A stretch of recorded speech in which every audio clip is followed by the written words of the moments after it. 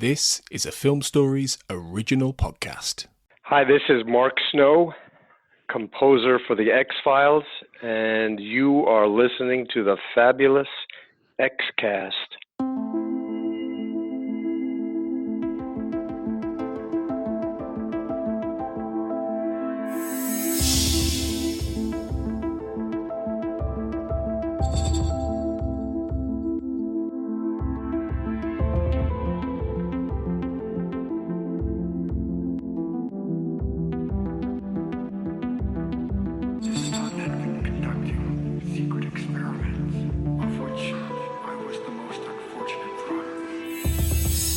Welcome back, everyone, to the X-Cast. The truth is in here.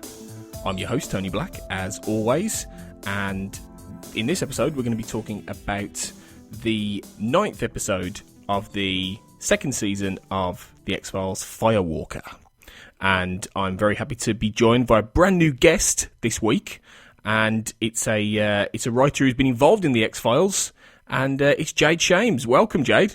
Thanks for having me. No, it's a pleasure. Thanks for coming on the show. Yeah, you've written a short story for the IDW Publishing Secret Agendas anthology, edited by Jonathan Maybury, which came out just a couple of months ago. And we're going to hopefully get a few writers to come on and talk about their stories and talk about an episode of the X-Files. And you're the very first one, Jade. So I don't know if you're honoured or cursed. Oh, I'm honoured. Oh, that's nice.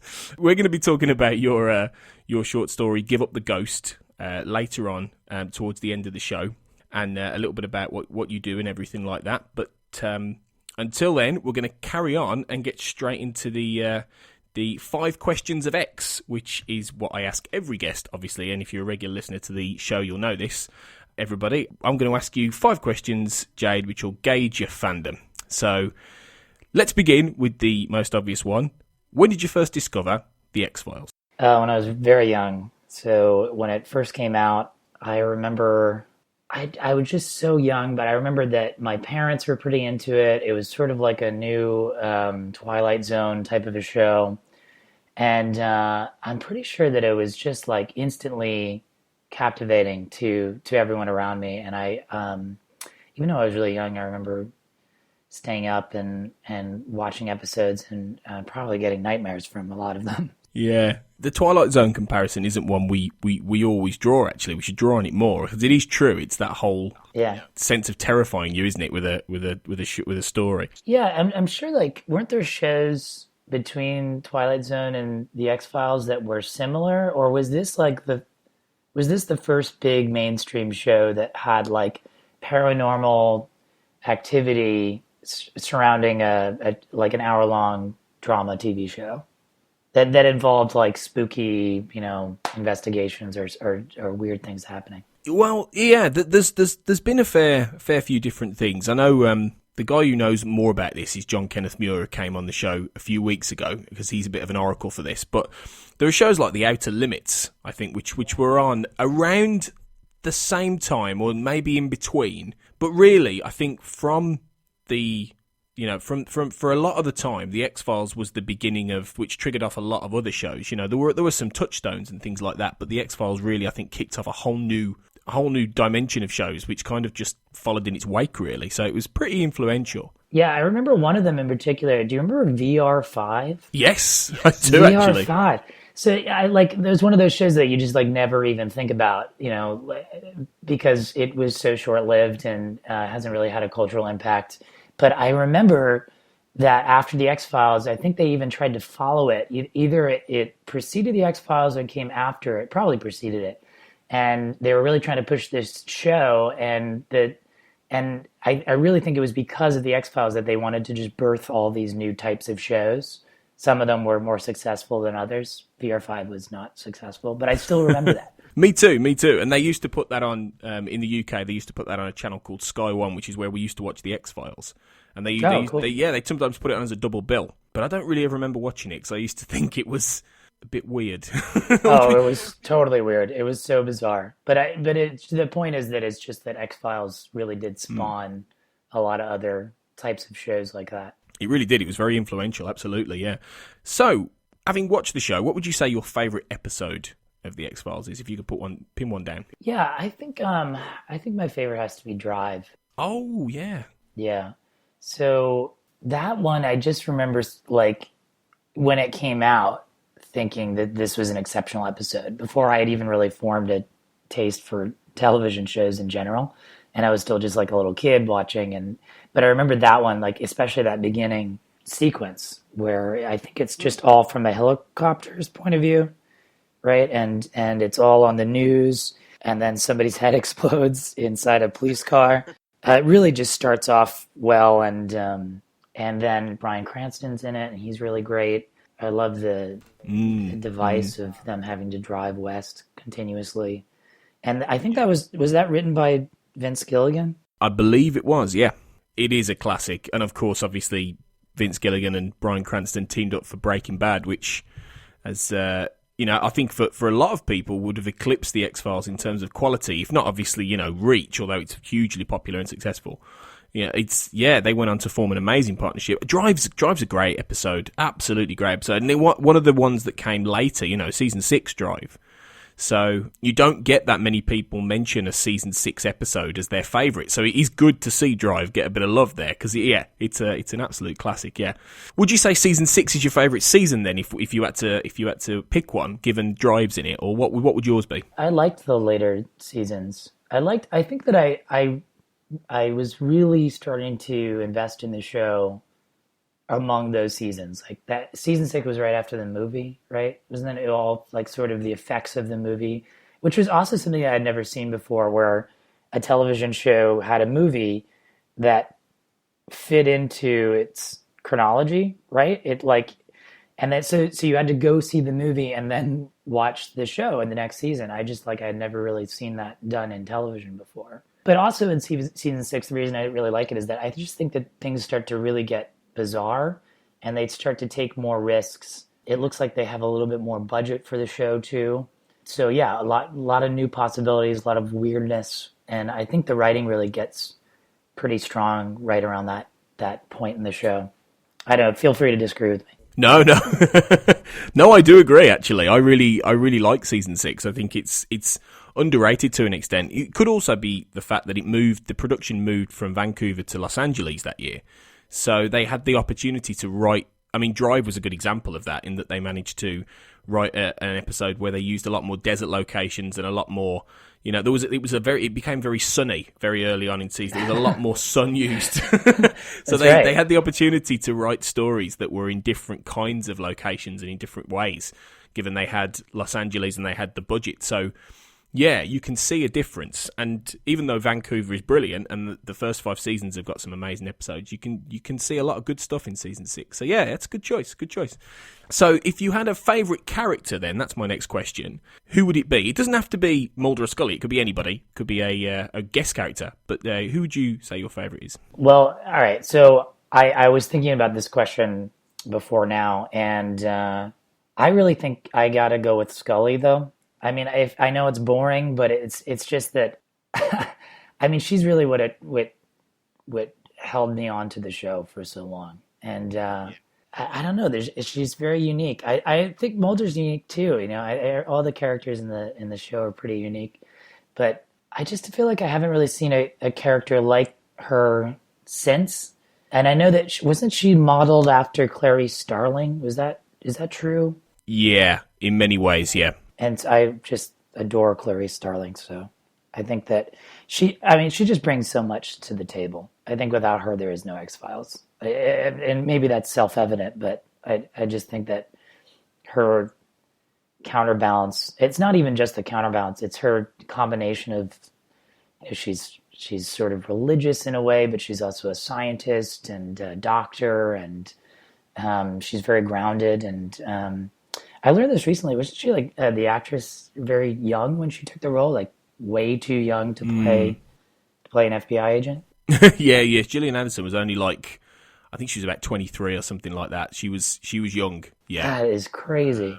Yeah, and I think you're absolutely right. Lots of people tend to say Scully when I ask this question, actually. Really? Because yeah. She's a very popular answer, and I think it makes sense. And the more we get away from the beginning of the show, the longer the show's running, Scully seems to be even more the character who kind of underlines what the X-Files is, perhaps even more than Mulder, even though it's his, in many respects, it's his story and his journey. Right. It's Scully that makes that journey, and that's why you have such a massive fandom for Scully. I mean, the Scully fandom out there is way, way bigger than the Mulder fandom. Yeah. So it just is a testament of the fact she's one of the strongest sort of female role models in entertainment and literature and everything for of the 20th century, really. I mean, I'd go as far as to put her up there with, you know, your Ellen Ripleys and those kind of characters that have just entered pop culture. So it makes a lot of sense to choose Scully. There's a moment that I used to have when I was a kid, an X-Files calendar, and I cut out one of the pictures from the calendar and I stuck it on my wall. I was, a teenager at the time. And because it was an expression of Scully, and I was trying to find the episode, and maybe you could help me. It's this. I remember that it was an episode. It's a moment from an episode where Mulder is in Scully's house, and Mulder calls on the phone, and she's on the phone with Mulder, and Gillian Anderson has this like incredible expression on her face, just this like utter terror, and you could see it like all in her eyes. Like if you cropped out just her eyes, you could still tell that this person was like just so shocked and horrified. A real testament to her as an actress. But I love that expression so much, and I remember having that on my wall. Do you remember what episode that's from though, where there's a call and it's Mulder and she picks it up and she's just like, she can't even speak. She's so horrified. Well, there's a couple of possibilities. Immediately, my mind, if it's in, did you say she was in her house? I think she was in her house. I'm not actually positive. I just remember her being on her cell phone, not knowing what to do. Oh my God, this is crazy. And Mulder's like, hey, Scully, what's going on? Well, my thinking, it could be the end of Colony, which was where Mulder turns up at the door and she answers it and lets him in, and then she gets a call from Mulder, and the guy who she's let in is an alien shapeshifter, and it's that point she realises that, oh my God, it could be that, because you're right, that is a great moment because you see it all in her face. So, but yeah, great choice for favourite character. My last question then before we move on is, what would you say your favourite moment from the series is? If you look at the series as a whole, is there any one scene or anything from it that just leaps out at you as being what you love the most? I think when, in the episode Jose Chung's From Outer Space, when Mulder sees the alien body lying in the field and screams, that might be my favorite. Oh, that's such a great moment when he goes, "Oh!" Yeah. Yeah, that was like, when I was thinking of my favorite episode, that one also came up. It must be in like my top 5. I think that Drive is more sophisticated episode, but that one, because X-Files has funny episodes, scattered throughout the series, and this was one that I just thought really stand the test of time and has stayed with me for so long. Their, right, like because their ability to just be clever and funny at the same time, actually create a very entertaining episode. Jose Chung is another one of those that a lot of people say is their favourite, actually. And I completely understand why. You know, it is just, comedy gold. It is one of those episodes where it just does so much brilliance. It's poking a little fun at their own fans, right? Doesn't the show kind of, it addresses sort of the very nerdy kind of conspiracy obsessed characters. It talks about alien autopsy and right. I think it gets kind of meta in a sense. Oh, hugely. Yeah, hugely. Even with the grey aliens who are Air Force test pilots who are dressed up as grey aliens, and they get kidnapped by a real alien, like a big Ray Harryhausen kind of beast, and then they look at each other and go, "What's that?" And you go, "How the hell should I know?" And they look like aliens.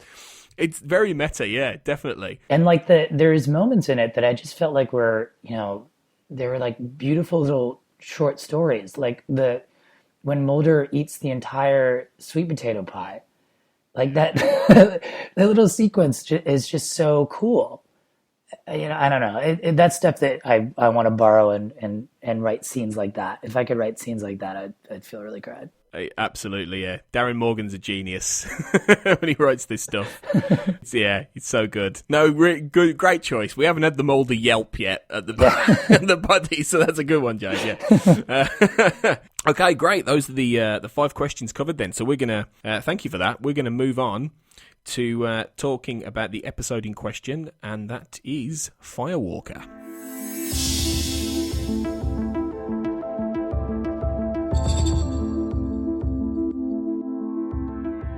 So, Firewalker, as I said before, is the 9th episode of the 2nd season of The X-Files. It first aired on November the 18th, 1994. It was written by Howard Gordon and directed by David Nutter. The episode sees Mulder and Scully back at work now, and The X-Files reopened, back on the case. They travel to a volcano research team. When their team leader, a volcanologist, disappears, they discover evidence of a potential new, terrifying life form. Let's go now to our science editor, Eric Parker, standing by in Mount Avalon, Washington. Eric? I'm standing here on an historic eve with a group of scientists who can barely contain their excitement about this device, which looks like a large titanium bug. Its name is Firewalker, and next week will make its first descent into an active volcano. Now, this amazing robot is the brainchild of volcanologist Daniel Trepkos, whose objective is to gather samples from the crater floor, which may hold valuable scientific data about the Earth's core. Scientific data? We're talking about revisiting the very origin of the Earth, peering into the fire where it all began. A human endeavor more important even than man's exploration of space. It's no mean claim. Daniel always had a flair for self-dramatization. I'd always heard that he was brilliant. And brilliant doesn't go quite far enough. Daniel occupies that rare place among scientists where dreams, ambition, and great luck converge. You think his luck just ran out? Well, the team of scientists you just saw sent a distress signal yesterday after failing to make a scheduled status report. And they haven't responded to any of our calls. But by using remote telemetry, we were able to activate Firewalker's camera. This is what we found. You're looking at the floor of the volcano. But this is the last thing we expected to discover.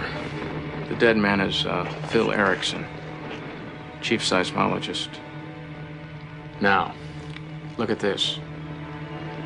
Whoa. What the hell is that? We don't know. Whatever it was disabled the camera. The temperature readings are upwards of 130 degrees at this depth. But that was a lie. Why weren't you up there? I left the project 6 weeks ago. Trepkos and I nearly came to blows. Over what? Well, I wish I could explain. Daniel and I always played Salieri to his Mozart. I was never quite on his plane of intellect. But this time I found him slipping into madness. The way he began to control the others. You think he's responsible for what happened? Whatever there is between me and Trepkos, I pray that he isn't. We've got 20 million tax dollars in this project. If word of it were to get out, it could destroy years of work. I'm afraid to go through proper channels. Yeah. We're not exactly proper channels. How soon can we get up there? Well, we've got a charter flight waiting to take us to Seattle. From there, a helicopter will fly us to Mount Avalon. So, Jade, out of 10, what are you going to give Firewalker? I think I'll give it a 6. Okay. Why would you go with the 6? I think that it's a solid episode, but there are things that. And, all right, maybe I'll change my answer as we start talking about it. I have a feeling I might, but that does happen. So I watched it a couple times recently in preparation, and there are still things that I can't quite understand. Like there are plot points that I'm having trouble with. The Ludwig character attacks Mulder, right? And I think that we're supposed to believe that because he says afterwards that he thought it was Trepkos. But then Mulder's like, oh, no. He didn't think it was Trepkos. He knew it was me. So if they want to get off the volcano, then why is he hurting an outsider who could potentially bring him down to rest of civilization? So that was something that I was having trouble with.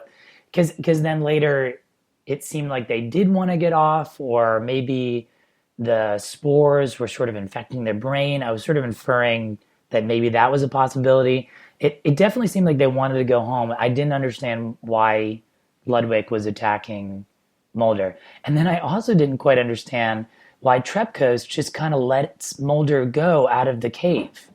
Like, they're in this cave and Trepkos pulls a gun on Mulder and he's like, nobody's leaving. And he's so serious, right? And then Mulder, just like deadpan, confident, is like, well, I'm going to leave, so you're going to have to shoot me. And next scene, they've left.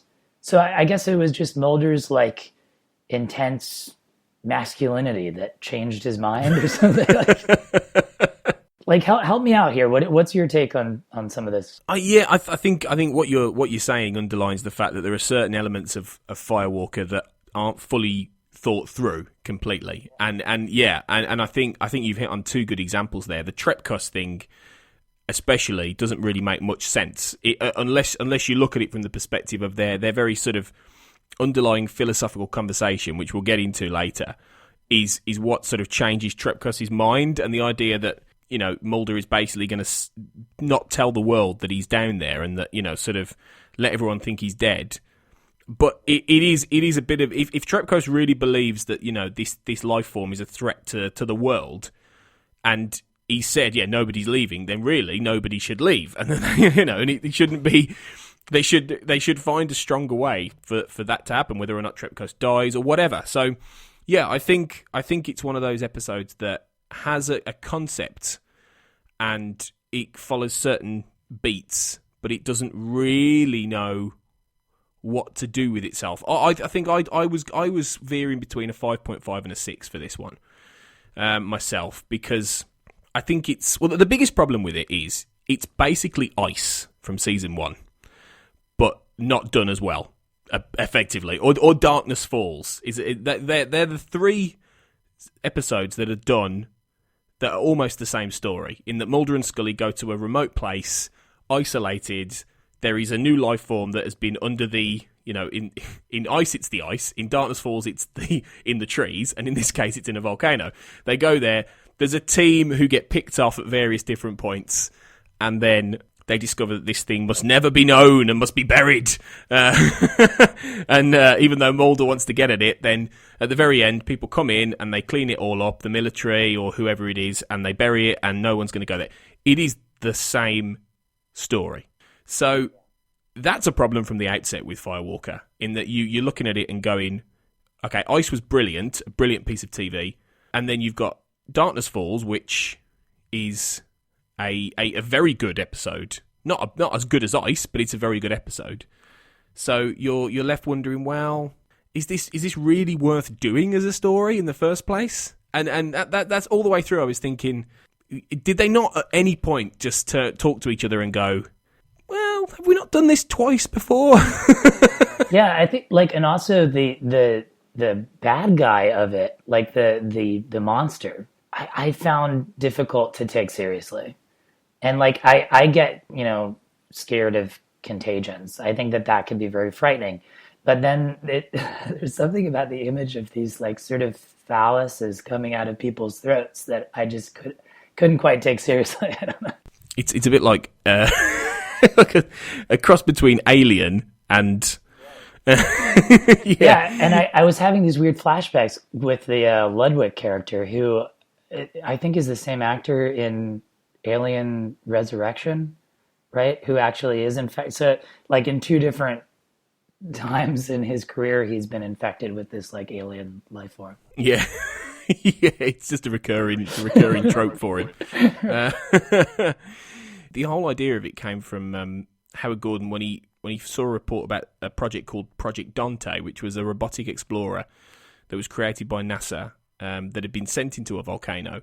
So he had a kernel of an idea there, and they did kind of know to an extent that they were kind of repeating themselves. It was James Wong who said at the time he was concerned that it was, you know, of the similarities to Ice, which obviously he and Glenn Morgan had done. And he said, he was quoted as saying, if the show starts to cannibalize itself, there's going to be trouble. And this was like early on, you know, this is only like the 33rd episode, I think it is, of the whole show.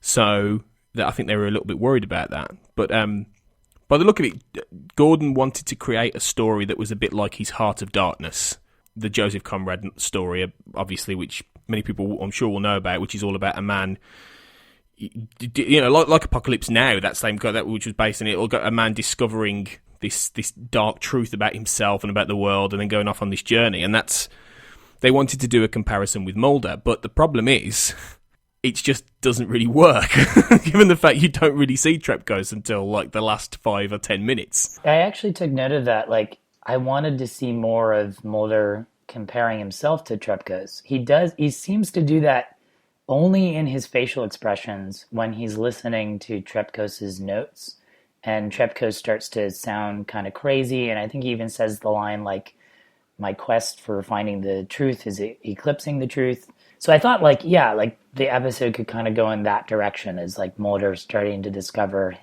himself in this maniac. But it didn't really pan out. No, it didn't, and it doesn't really work, as I say. So it's got some interesting touchstones, but it's just lacking something really. The overall IMDb rating for this averages out at 2,280 votes at 7.4 out of 10, which is the IMDb ratings basically veer from about 6 up to 9 thereabouts. So if you're in the area of a high 6-point average or a low to mid 7-point average, you're probably a fairly middling episode really. 7.5 sounds high, but it is aggregated. So most people, I think, tend to give this around a 5 or a 6. So I think we're in the right area, really. It's not a terrible episode, right? Yeah, but and it does have some interesting ideas, but equally, it's a bit lacking. On that note, let's look into it. Let's talk more about it.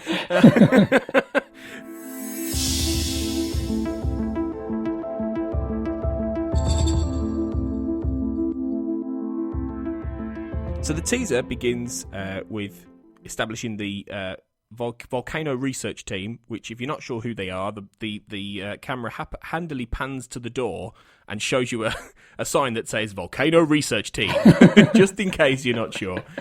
And we meet the main doctor at the beginning, Dr. Adam Pierce, who and his team see on the CCTV footage they've got the weirdness in the volcano, which is obviously, well, it's the character of Erickson, the Doctor, dead. But this is where it's basically the same as Ice. Do you remember at the beginning of Ice where they get the video of when they go, "We're not who we are"? I don't know if you remember that one, Jade. It's been a long time, so you just have to refresh my memory. Well, because it's basically John Carpenter's The Thing. Yeah. So yeah, and they're taught that they're infected with this parasite, and they end up shooting each other. Basically, the two guys, and it's footage of them all happy in this Arctic research team, and then it cuts, grainy image, and then it cuts to, "We're not who we are," and then they have a big fight. And then when Mulder and Scully turn up, they find them all dead. So this is exactly the same, where you've just got but the difference is, all you see is like a shadow and a wobbly camera, and that's it. It's not quite the same. I don't know about you, they were trying to build up a sense of instant and a sense of tension where they're all talking and they show but it just seemed a little bit, I don't know, did you end this teaser really sort of excited and curious, or did you just think, well, that was a bit... Yeah, I felt similarly. I think that I felt like, okay, all right, like, you're not gripping me, but I'm ready to go along this ride with you. I want to know what killed this man and what's walking around in the heat. But I also thought that, I'm not sure if it's here. I think it might be later that they talk about just how hot it is at that location. And it's like not that hot, right? I mean, it's like, what is it, 130 degrees? I mean, it gets like 130 at some really hot parts of the desert. Like, I mean, it's hot. It's definitely hot. But like, I was expecting like 1,000 degrees, something that would be very impressive, so that you'd be like, oh my God, like how can it survive? Exactly. I did think that myself, because it's the suggestion that, because obviously, it's Trepkos who shook that camera. Quite why he shook that camera, I don't know. Maybe he's just trying to stop it from working, presumably. But presumably it's and the suggestion is that Trepkos might be like somehow capable of withstanding these intense heats, these pressures and things like that. So you're I don't know about you, but I was thinking, oh, okay, has Trepkos got some sort of ability then? Has he sort of, can he take the heat and all this? But then when you get down there, and Mulder and those guys are really just down in the same area, aren't they? They're in the cave area, and there's no suggestion later on in the episode that it's a bit warm. do you know what I mean? Yeah, definitely. So, no, it's true. It's true that. And it's a bit of a... Again, it's one of those things they didn't fully think through, I think. But yeah, when we get out the teaser, after this beginning, which sets up the idea of what's going on inside Mount Avalon, which is where all this takes place, Dr. Pierce is in the X-Files office, and it's business as usual. Mulder and Scully being briefed, seeing the footage, finding out what Firewalker is as a machine, basically, it's a mobile robot which is sent down by this research project to explore, extreme temperatures and things like that of this volcano and everything like that. He says at one point they're watching like a report about it, and the reporter says to gather scientific research, and Trepkos gets all offended by that, right? And he's just like, scientific research?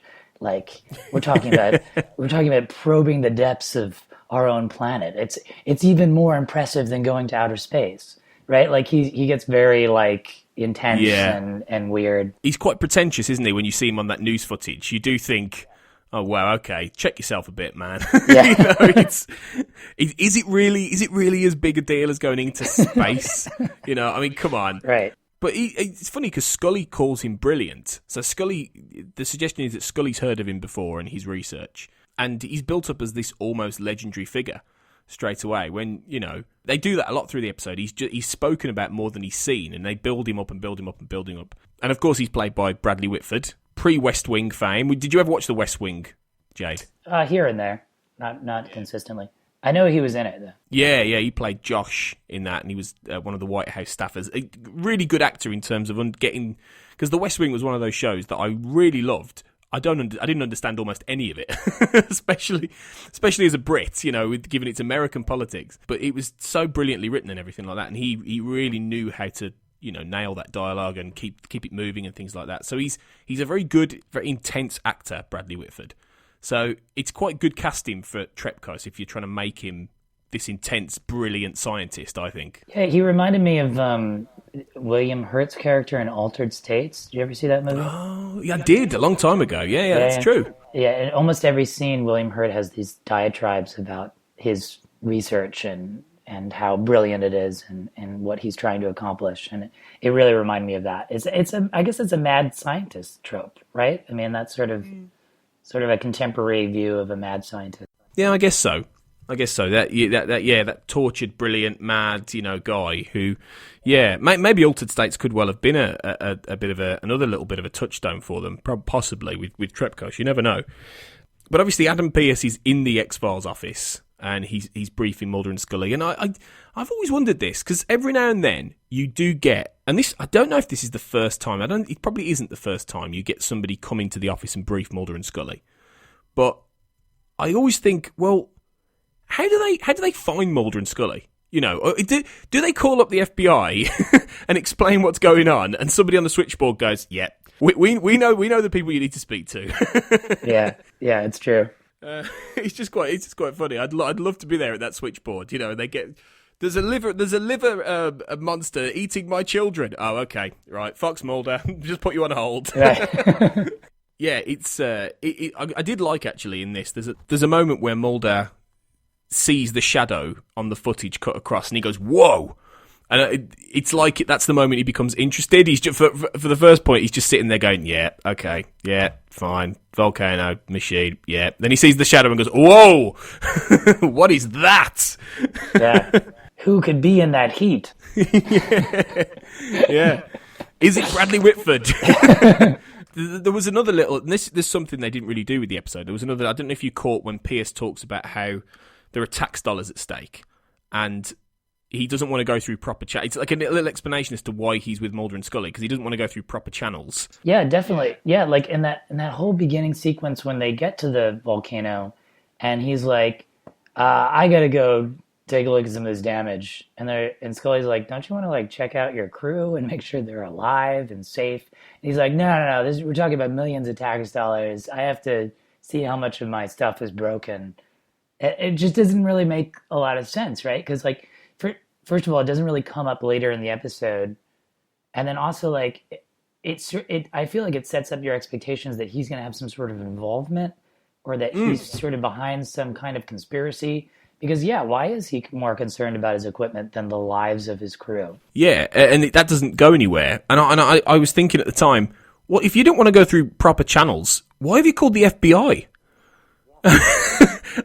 I mean, has Mulder got some sort of secret advertising going on? Like he's put an advert in a paper going, like the Equalizer, are you in trouble? Are your children being eaten by liverworms? Has your volcano research module become lost and you'll call this number? But who knows? Again, they didn't think it through.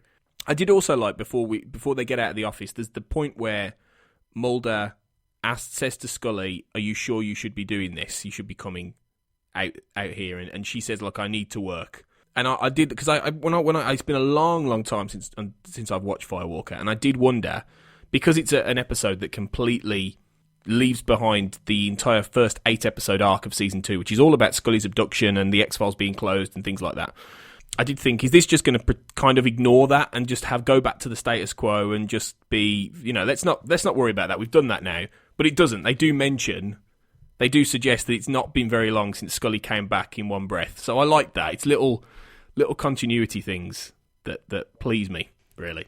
Then they're out. They're on the case. And they get to Mount Avalon, and they start going into the base and things like that. And Pierce goes off to look for something. I don't even know where he goes. He goes off into the forest to look for something. I can't even remember why, because he's such a boring character. He just disappears. He wants to survey the damaged equipment.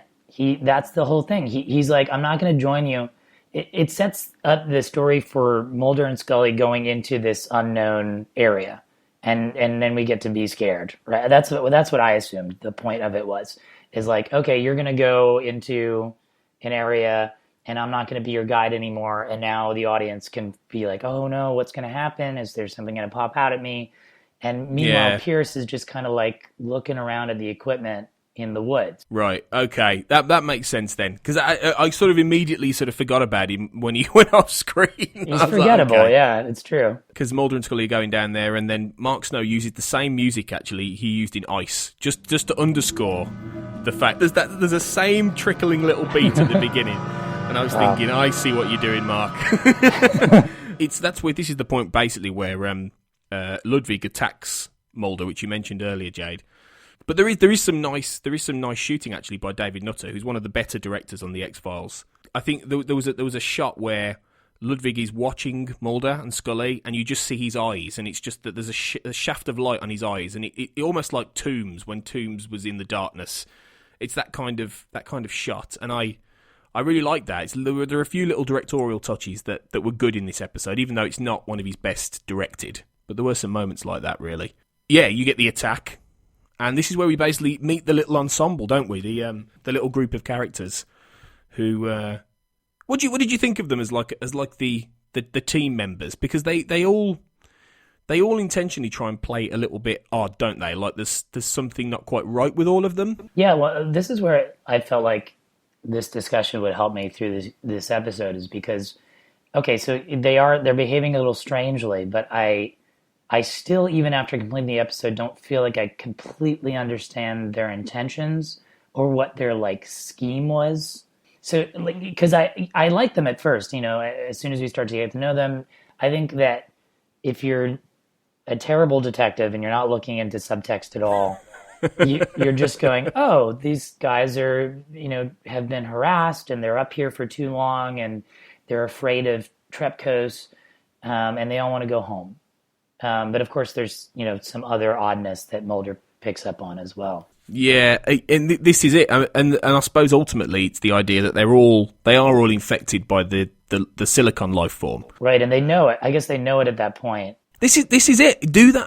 I think they sort of do. I can't remember. And I watched it very recently, and I'm like, did they know? And I'm not sure. I think it's possible because they do talk about Trepkos quite a lot, and like you say, Ludwig's actions are bizarre anyway. So, but it doesn't all quite hold together. I think the only, Ludwig's a bit of a wasted character anyway. You've got the other guy whose name is Tanaka, whose job basically is to look ill and cough and then die.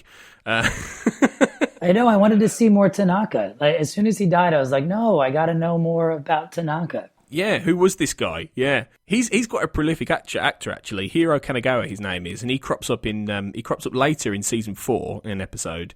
He also crops up in Millennium. He crops up in the Lone Gunman series, and he's also the principal in the first season of Smallville, which was also filmed in Vancouver. But he dies in everything. He always dies every time. And like he gets in Smallville, he gets crushed by a car. In the 4th season episode, he basically gets frozen to death, brought back, then set on fire. He's the unluckiest actor I've ever known.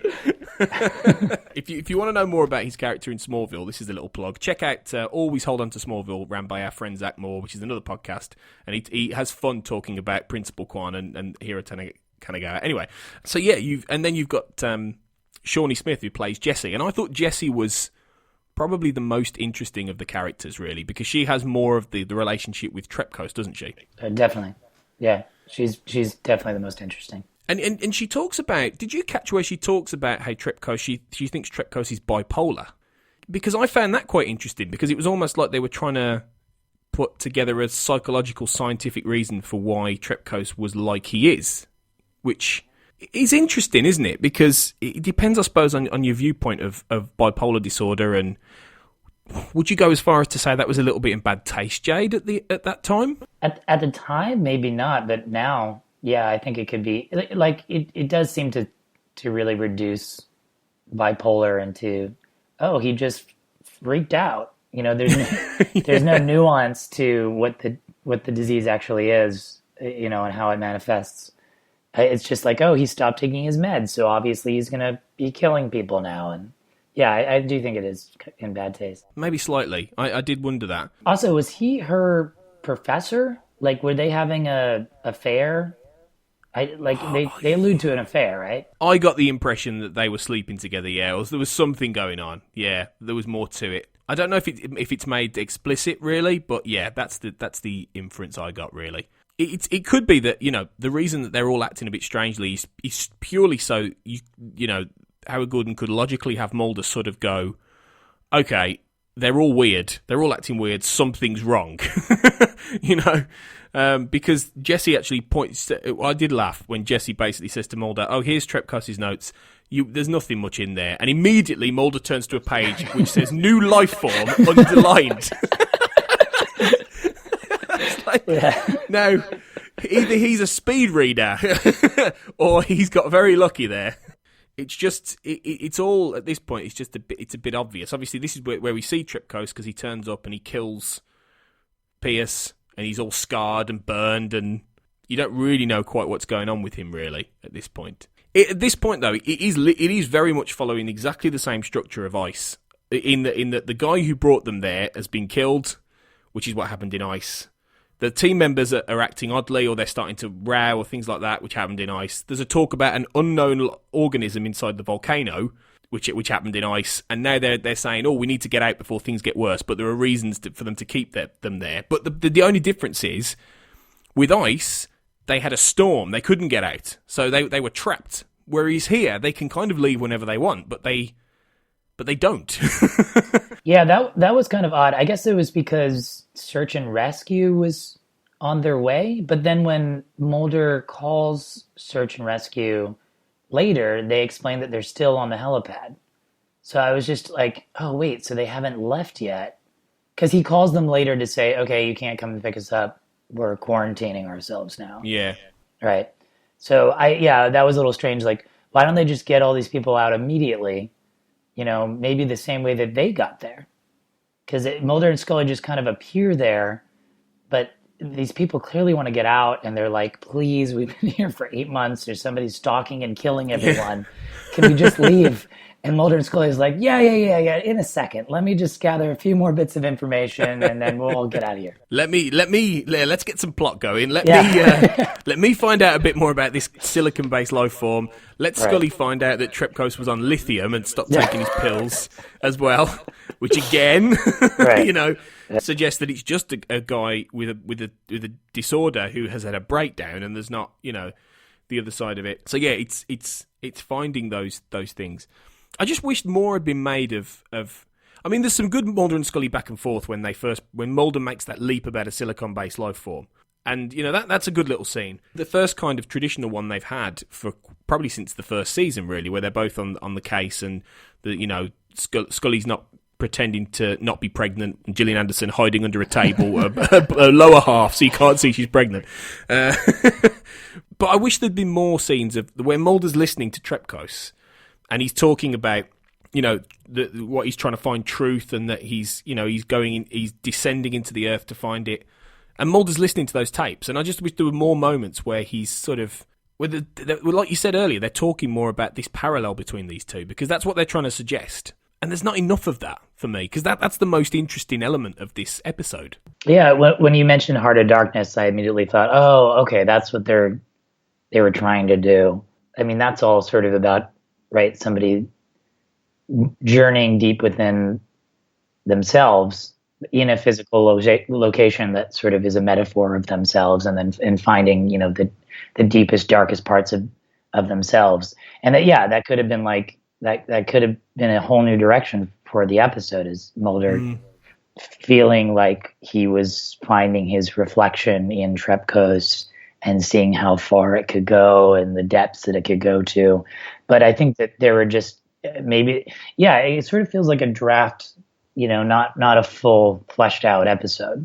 It's like, okay, here are some of the things we want to pursue, but it's an amalgam of a couple different directions. Yeah, and sort of being a bit too slavish to a formula almost of trying to be a few different things, trying to stick to the idea of there being some sort of, creepy life form thing that bursts out of someone's neck. And then, having a character who's going over the deep end and putting them in, a tense situation where they could be quarantined, and all these different things that are most of which are fairly traditional X-Files tropes, which they've done before. But then, like you say, with the more interesting, dramatic meat of it, not really getting the chance to shine.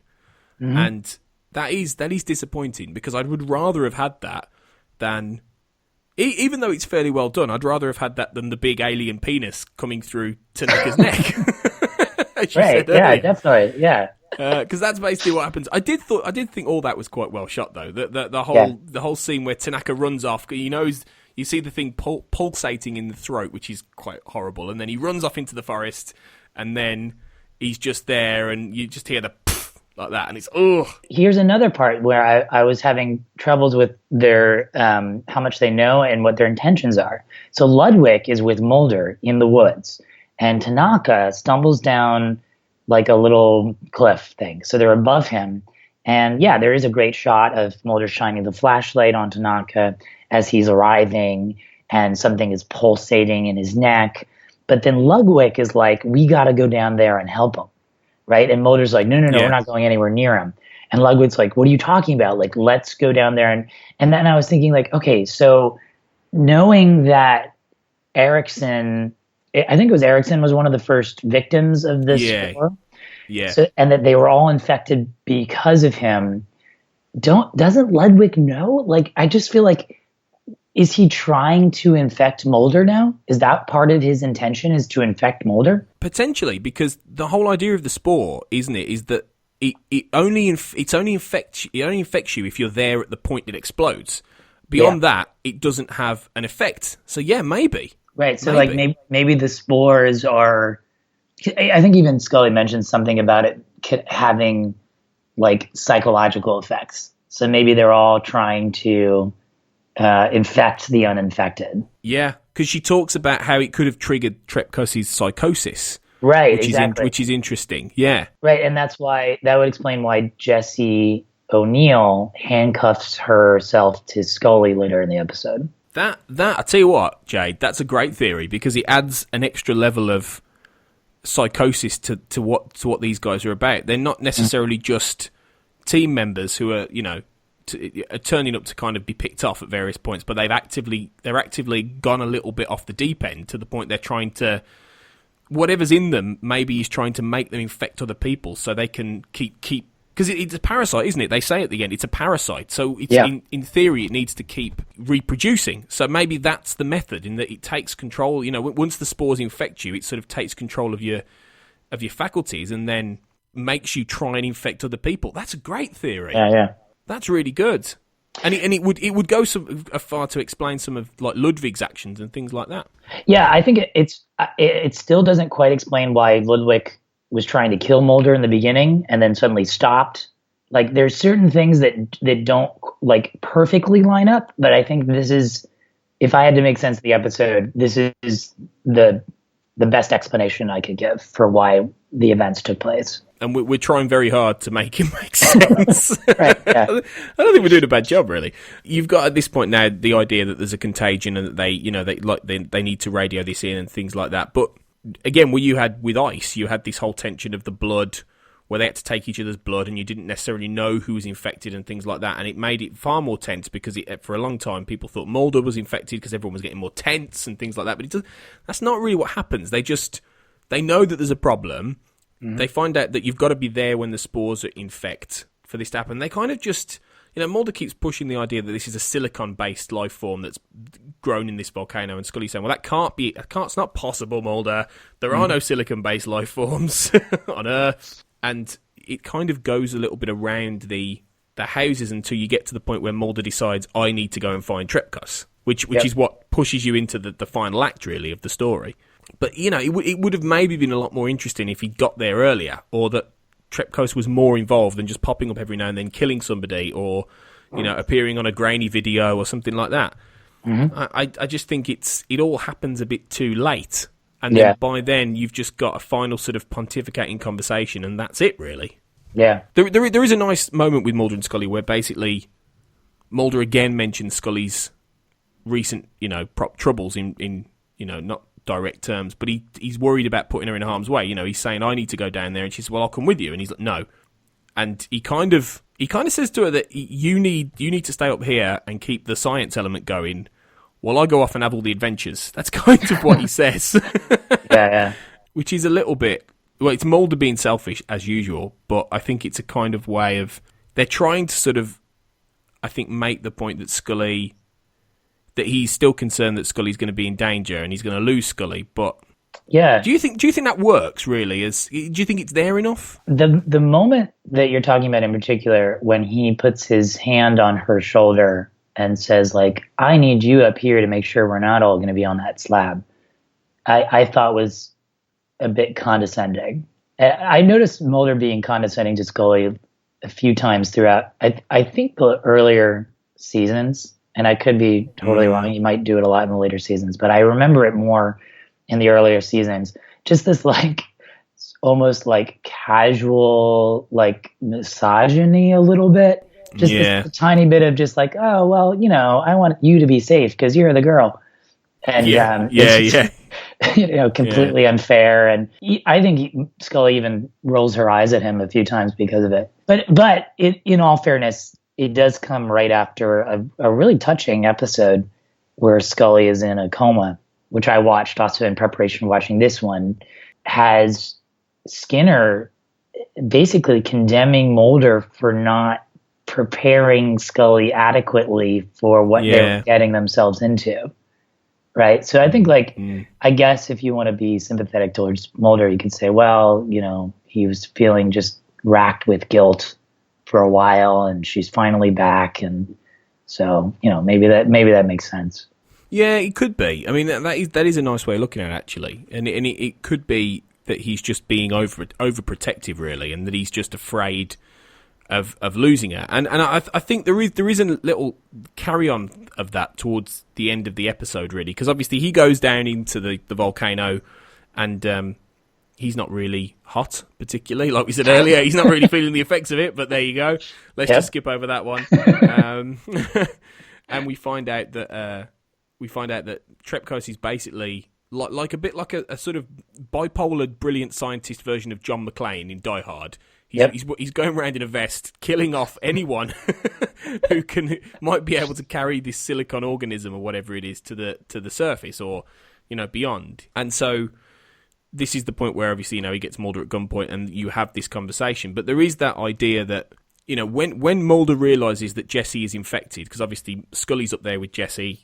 Because by this point as well, Ludwig's died in quite a horrible way, being killed by a flare gun, which is, quite out the blue, actually. That was quite well done, because you don't quite necessarily see that coming, and suddenly he's with Mulder, and then, bosh, dead. It's quite good. But Scully's up there with Jesse, and she's figuring out the truth about the spores, and reckons that Jesse's fine. Didn't call that one right, Scully, but never mind. But it's the point where Mulder guesses this, that he immediately wants to go off and protect Scully, and there is that underlying little character suggestion that maybe David Nutter said to David Duchovny and said, look, you're still worried that she's going to die or that you're going to lose her again at this point. So try and put that in there in your performance, or because it's not massively in the script, but I think they wanted to sort of get that across really. But whether or not it works, again, it's hit and miss there, I think. Yeah. But then this is where you get the big Trepkos Mulder conversation. I found him quite philosophical in his madness, I would say, Trepkos. He's talking about the meaning of finding truth and things like this. And I don't know, did you notice how they keep talking about, Mulder says it as well, they keep talking about how this discovery will change the face of science. Yeah. I didn't really feel that. I mean, they kept saying it, but I didn't feel the importance. No, I really didn't. Yeah, like I guess because I'm not a scientist, I don't know, but yeah. I was really, I did struggle with okay, so it's silicon based. What is that? How is that going to change anything? Right? Why does that mean anything? I think it's the whole thing as well that you've got to assume that the majority of your audience don't know what silicon-based life forms are. And I don't think this episode does. I think this episode expects you to kind of know what silicon-based life forms are, why they are amazing, and then, I think could have done with a little bit more contextualization to say, well, this is a big deal. Okay? Right. Yeah, definitely. So, yeah, and I didn't quite get that, but it all just this builds to the climax, which is really more about Scully. Up in the base, the lights go off. Jesse's infected. You see that it's pulsating in her neck, and then Scully's got a mad dash when she handcuffs herself to Scully. Scully got this mad dash trying to figure out how to get rid of Jesse and get her out of the way, and she's trying to cut the handcuffs off and smash the handcuffs, and then that was cool. That was cool. I liked that. Yeah, that was pretty nerve-wracking. How did Jesse get the handcuffs, though? Where do the handcuffs come from? Oh, yeah. Do they... do they just... Well, do we want to ask that question, given her relationship with Trepkos? I'm not sure. Immediately where my mind went. But I wondered, now, I don't know if I'm just thinking too much about this, Jade, but when Scully pushes Jesse through the door and then closes it, would you really be able to do that with handcuffs? Because they're fairly, thick. Wouldn't the door just bounce back? I mean, whenever this happens sometimes in other TV shows, and I think, would you really be able to close that door? Yeah. I don't think so. No, I don't think that's the thing, really. There was a big... The scene where Jesse's up against the glass, and Scully, I think, is sitting down at that point, trying to... she's close to the door, but she's on the other side of it. I just thought there's got to be something wrong with that. It just doesn't make sense that if the handcuffs chain link is only, I don't know, an inch long, maybe an inch and a half. There's just no way that they could make this position work. Yeah. So it did take me out of it for a second. Yeah, exactly. Yeah, same here. And I was a bit like, I don't know about that. It's just so they can get that really cool shot of Jesse's, silicon penis explode out onto the window. Splooge all over the window, yeah. Yeah, blah, yeah. And so, Scully doesn't get infected, obviously. But then we get this finale, this wrap-up, which is Mulder being let go by Trepkos, but also letting Trepkos sort of die, and but it's a bit unclear. I mean, obviously, you know, the he would have died down there. He's going to die with Jesse's body and takes Jesse's body off into the cave. But I mean, do you think that they ended this the right way? Because should Trepkos have died, or because the suggestion is that he actually was trying to do something for the right reasons, but he was still going around killing people, and Mulder letting him go and not bringing him in or having him quarantined. Yeah, you mentioned earlier that if Trepkos really didn't want anyone to leave, then he shouldn't have let anyone leave. And I think that could have been a much more interesting finale if Mulder had to, let's say, fight off Trepkos in the cave and then get back to Scully, but Trepkos, got out of the cave and is now stalking them. And I think that would have played a lot more into the Heart of Darkness, gone mad type of thing. But instead, Mulder just sort of says, like, okay, well, you're going to have to shoot me. And Trepkos goes, no, I'm not going to do that. So then they sort of walk back over to the lab, and Mulder just says, this scene, it really didn't make a lot of sense to me, where Mulder's calling and the rescue team is like, how many? And Mulder says 2, just Scully and myself. Yeah, to like let him die there. But if he wasn't infected, why not take him with, I just don't quite understand. Yeah. Yeah, it's more, I think it's for dramatic effect, so they can have this idea that Trepkos, in some sort of weird noble element goes down. But yeah, like, he's not infected, so he's not going to hurt anyone. You know, it's weird. It is odd. And I think it's just to get that idea that there is someone still down there, to have that lingering sort of X-File-y kind of ending, which is, there's something weird still down there. They don't know about it, only Mulder and Scully. Mulder says, my record is the only one, because the military come in, they sweep the area, they lock down Mount Avalon, no one's going back. The Firewalker machinery was broken, so no one's going to find out that there was a silicon-based life form. Everything, the only truth about it is in the X-Files. And Mulder even dates it. He even says, the events of, I think it's 11th to 13th of November 1994. That's very rare. You don't normally get a date and time for an X-File, but I just don't think they made enough of the whole, Colonel Kurtz element with Trepkos. I just think you could have gone a lot more interesting there. I think you could have had much, almost like you say, if he'd fought Trepkos and killed him or whatever, it's almost like he's killing his darker id, in a way. He's killing what, Mulder's killing what he could be. That it just could have been a little bit more powerful, sort of symbolically. Yeah, and that's what happens in Apocalypse Now. And it can't play out the same way, but Apocalypse Now is essentially Heart of Darkness. So, that climactic ending would have, I think, done wonders for this episode. But I think maybe that the specificity of Mulder just saying, okay, he's lost, let's let him be lost, is what they were trying to do. Yeah, and I can see it in one way, but I think, it just sort of sums up Firewalker in that it has some good ideas, it's got some interesting characters and some interesting themes it's trying to explore, but I just don't think it comes together, and I think it's one of those, it's trying to be too many things, it's trying to also be something it's done better previously. Yeah, it's a very middle of the road X-File, really. So that's our in-depth look then at Firewalker. Firewalker carried something back to the surface. Firewalker brought up an elephant. The truth is an elephant described by 3 blind men.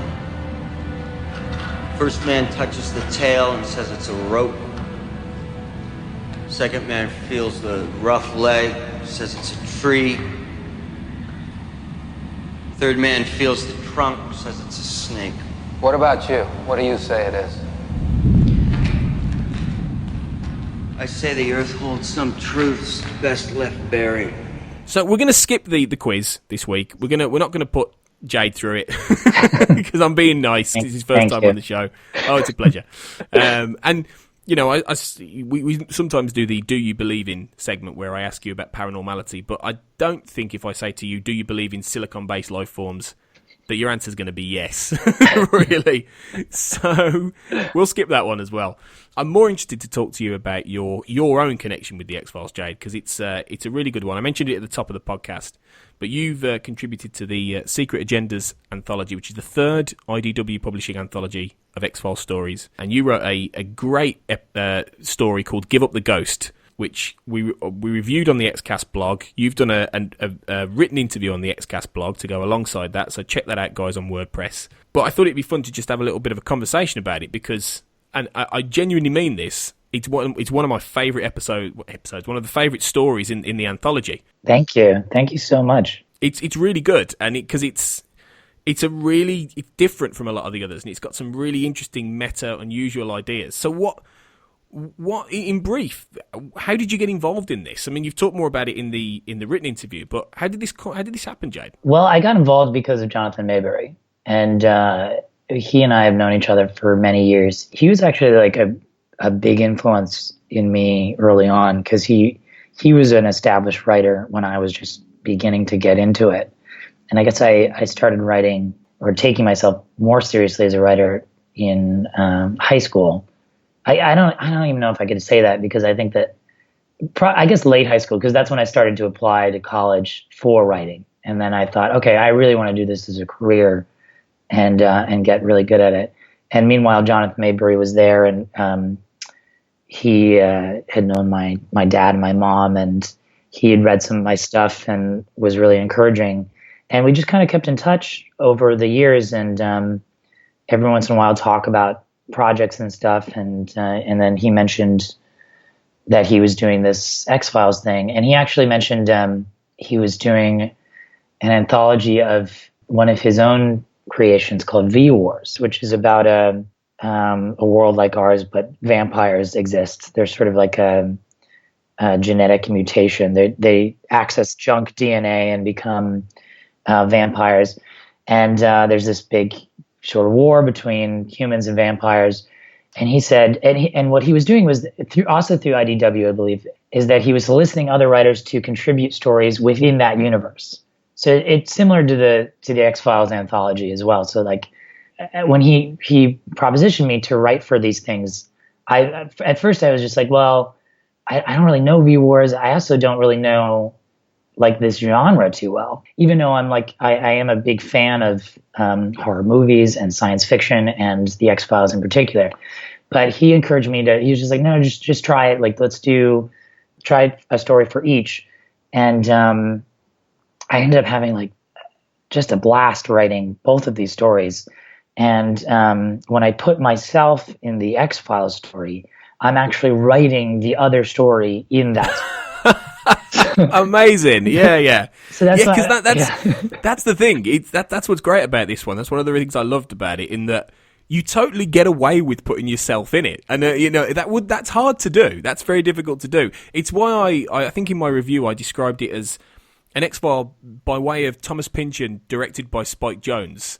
It's that kind of genuinely it's that kind of meta, higher reality element. And I thought that was great. I really did. Thanks. It was brave to do, Jade.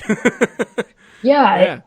I think I think I knew I wanted to do something like that even before I had the idea for the story as well. And it came together from a series of different ideas, but I just thought it's like such an iconic show at this point.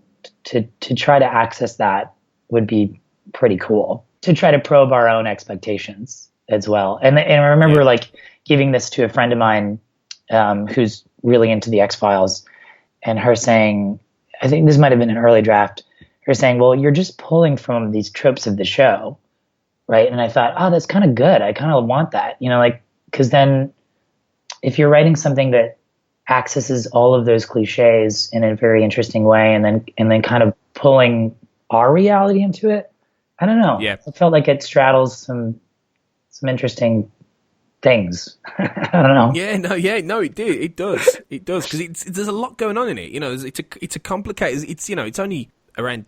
What was the word count? Is it something like about 6,000 words, something like that, or is it a little bit more than that?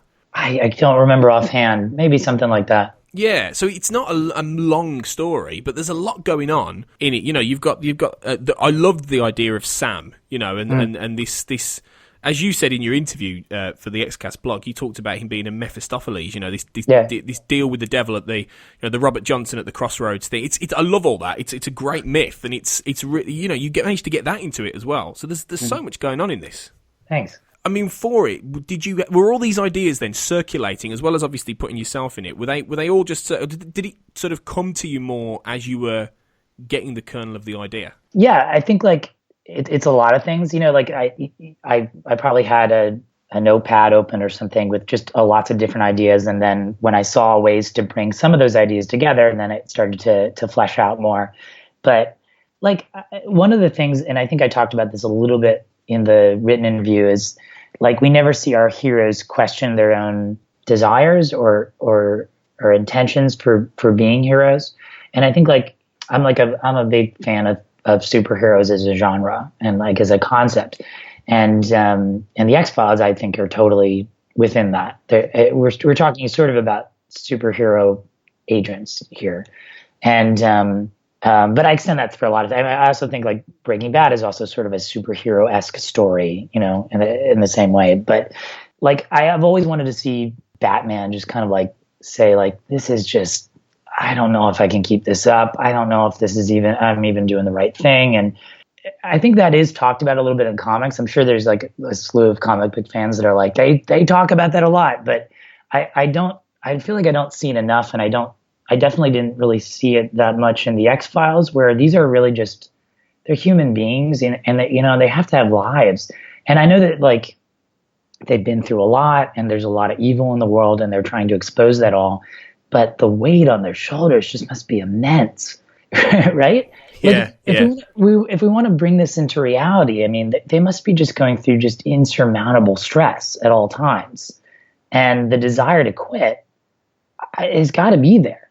Yeah, to me, I just feel like no matter who you are, real life superheroes, like I don't know, firefighters and police officers must also feel the same thing. Just feeling like, okay, well. I'm putting myself on the line all of the time, and at what point does it just become enough? Yeah, and it is great that, and you talked about how Scully's your favourite character at the top of the show, but it is great that you get into that with Scully, and it's a really nice thing because this is set relatively early on in the show's run. It's not like season 8 or 9 where their relationship had changed. It's great that Scully's at this point and she's genuinely thinking about quitting and she wants that normal life, and it's a great little character beat. Not all these stories manage to get into that, and get into these character beats like that. So it was great to see you do that with Scully, and clearly, having talked about Scully today, it shows how interested you are in the character that you do that with her. Thanks. It's so there's a lot going on in this. It's a really good story, and it's it's part of a really fun anthology. Do you think you might come back for another one, Jade, or have you heard anything about another one in the pipeline or anything like that? If I was asked to do another one, I would definitely do it. Yeah, absolutely. Yeah. Well, fingers crossed. Fingers crossed. You can appear. You can write yourself into another one. Now there's a challenge. Great. Yeah. Yeah. That'd be good to do. Definitely check out Secret Agendas, guys. It's out now from IDW Publishing. You can get it on Amazon. You can get it on Kindle if you read an ebook. You can get it in all kinds of different ways. So check it out. It's great. We're doing regular reviews of these every week for all the different stories. We've got interviews with most of the authors involved in Secret Agendas, and then we're going to work back and do The Truth Is Out There and Trust No One as well, and do the same thing, hopefully getting some people to talk about them as well. So it's really fun to go through these and look at all these stories in detail, because there is some fantastic anthology stuff going on. So absolutely check this out, what Jade has done, because it's great.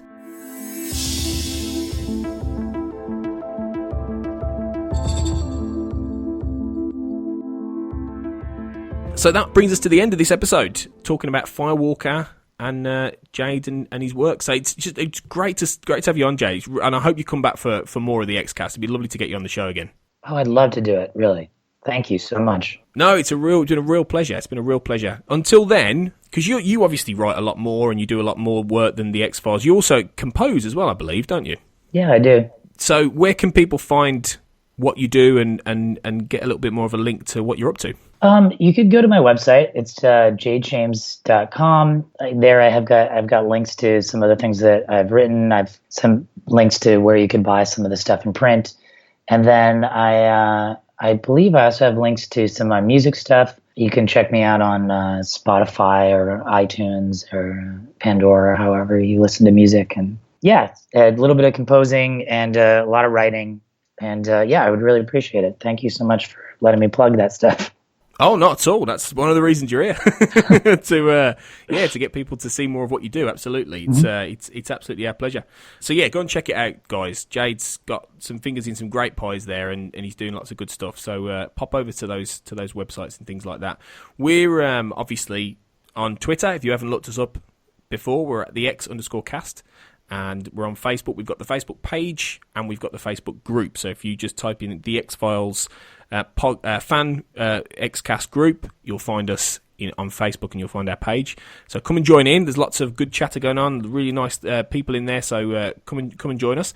And we're also on iTunes. So if you can just find us on there and ideally leave us a like and a review would be even better, because that will help us get even more known in the X-Files fan community. And of course, check out our blog, which is on WordPress, looking into, doing more with that. So, you'll be able to find it if you just type in the Xcast on WordPress. But we're gonna up things a bit for 2017. So you watch this space with that. So yeah, we'll be back very soon for a brand new episode. I'm starting to stop actually now, Jade, telling people what we're going to do next week, because sometimes I change the plan. So yeah. I think, if I say next week we're going to do this, I'll come up with a completely different episode, or something will happen and everyone's going to think Tony's lying to us. So so I don't know what we're going to have next week, but there'll be an episode. So who knows? But the next episode we're going to be doing, whenever that is obviously Red Museum, which is the creepy bovine experiments, and he is one, she is one. Ooh, scary episode. So we'll be doing that very soon, but we've also got some fun other things coming up as well. So thanks again, Jade, for coming on, and we'll be back very soon. But remember, as always, guys, trust no one.